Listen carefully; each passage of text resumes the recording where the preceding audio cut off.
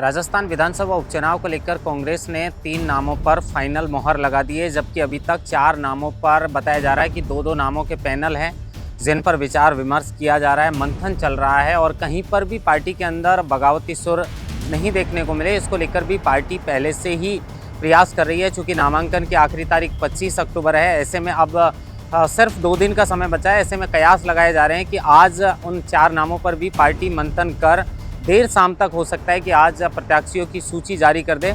लेकिन दौसा में कांग्रेस पार्टी ने जो है वो डीसी बैरवा पर दांव लगाया है, तो वहीं झुंझुनू के अंदर विजेंद्र ओला के पुत्र अमित ओला को जो है वो पार्टी ने टिकट दिया है। रामगढ़ पर जैसे कि पहले से ही चर्चा थी कि जो विधायक हैं जुबेर खान, उनके पुत्र जो हैं उनको टिकट मिलेगा और आर्यन खान के नाम पर पार्टी ने मोहर लगाई है।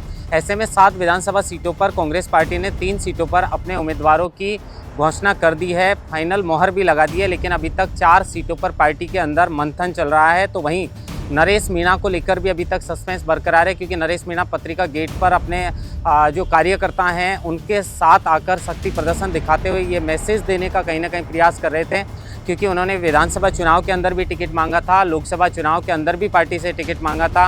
हालांकि वो पहले बगावत कर चुनाव लड़ चुके, उसके बाद अब फिर से उन्होंने कांग्रेस ज्वाइन की और लोकसभा चुनाव के अंदर नरेश मीणा को टिकट नहीं मिला। तो अब कहा जा रहा है कि अगर नरेश मीणा को इस बार विधानसभा चुनाव के अंदर पार्टी मैदान में नहीं उतारती है तो वो फिर से पार्टी के साथ बगावत कर सकते हैं। अब ये इन सीटों पर 2-2 नामों का जो पैनल है उस पर विचार विमर्श किया जा रहा है। लेकिन दौसा में डीसी बैरवा और रामगढ़ में आर्यन खान और झुंझुनू के अंदर अमित ओला के नाम पर पार्टी ने फाइनल मोहर लगा दी है।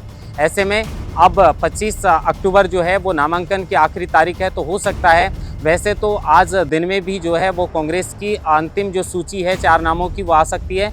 लेकिन अगर मंथन देरी तक चला तो हो सकता है कि आज शाम तक 4 जो नाम हैं उन पर फाइनल मोहर लग जाए।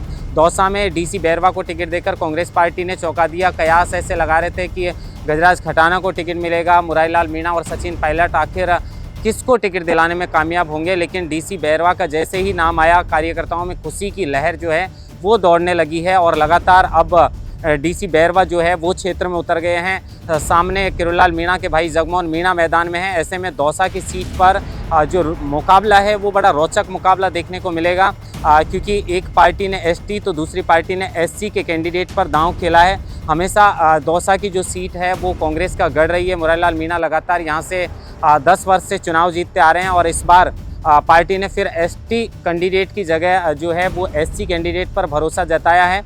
तो दौसा की सीट पर मुकाबला इसलिए भी रोचक बन जाता है क्योंकि किरोलाल मीणा के भाई जो जगमोहन मीणा हैं वो सामने मैदान में हैं। ऐसे में इस सीट पर मुकाबला बड़ा रोचक होगा। जीत हार जो है वो मतगणना के बाद पता चल पाएगा कि कौन कैंडिडेट यहाँ से जीत कर आता है। लेकिन मुकाबला रोचक देखने को मिलेगा। जगमोहन मीणा बाजी मारते हैं या फिर डीसी बैरवा जिस तरीके से कह रहे हैं कि इस बार तो दौसा जो है वो हमेशा कांग्रेस के साथ रही है और इस बार भी वो कांग्रेस को अपना समर्थन देगी, खैर ये बात अलग है।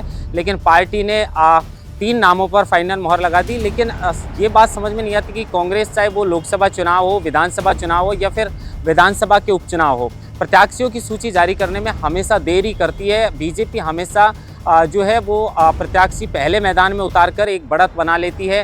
कांग्रेस अब जैसा कि बताया मैंने कि 25 अक्टूबर नामांकन की आखिरी तारीख है, आज 23 अक्टूबर हो गया है और कांग्रेस की फाइनल जो है वो 7 नामों की सूची अभी तक नहीं आई है। 4 नामों तक अभी सस्पेंस बरकरार है। पार्टी के अंदर जयपुर से लेकर दिल्ली तक इस पर मंथन चल रहा है और इस मंथन के बाद भी क्या ऐसे नामों पर मोहर लगेगी कि पार्टी के अंदर बगावती सुर नहीं देखने को मिले। हालांकि पार्टी इस पर जरूर विचार विमर्श कर रही होगी, क्योंकि देरी से टिकट पार्टी जारी कर रही है और उसके बाद भी अगर पार्टी इस तरीके से टिकट वितरण करती है जिसके बाद कोई बगावती सुर उठे और पार्टी को अंदर खाने कहीं ना कहीं नुकसान पहुंचाया जाए, ऐसे में जल्द ही कांग्रेस जो है वो अपने प्रत्याशियों की आखिरी सूची जारी कर सकती है। महेंद्र वासुदेव, लोकमत हिंदी, जयपुर।